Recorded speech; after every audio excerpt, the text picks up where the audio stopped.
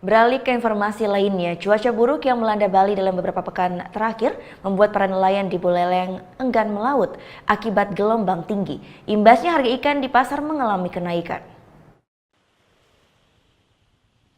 Gelombang tinggi hingga 3 meter melanda wilayah pesisir Bali Utara.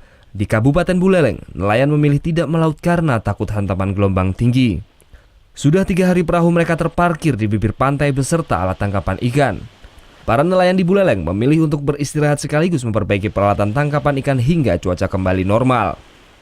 Salah satu nelayan di kawasan Anturan dan Penimbangan Buleleng, Kadek Agus Wibawa mengeluhkan tidak mendapatkan penghasilan semenjak dirinya tak melaut. Ayo melaut loh.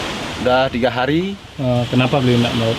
Udah gelombangnya udah mau naik, udah rusak karena keras gelombangnya di laut.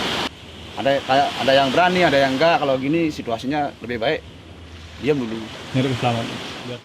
Akibat cuaca buruk ini berimbas naiknya harga ikan di sejumlah pasar di Buleleng. Sejumlah pedagang ikan mengaku kenaikan harga ikan berkisar 5 hingga 10 ribu rupiah per kilogramnya. Baru 3 hari. 3 hari ini? Iya. Kenapa Bu? Ombaknya besar, hujan, lebat, tidak bisa turun ke laut. Ya. Susah nyari ikan sekarang? Susah sekali, tidak bisa turun hujan.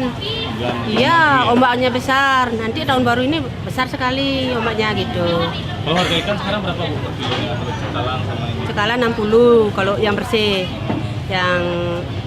Yang utuh 35. Para nelayan berharap cuaca buruk segera berlalu dan mereka dapat kembali melaut. Diperkirakan cuaca buruk berlangsung hingga awal tahun. Putu Wijana melaporkan untuk NET.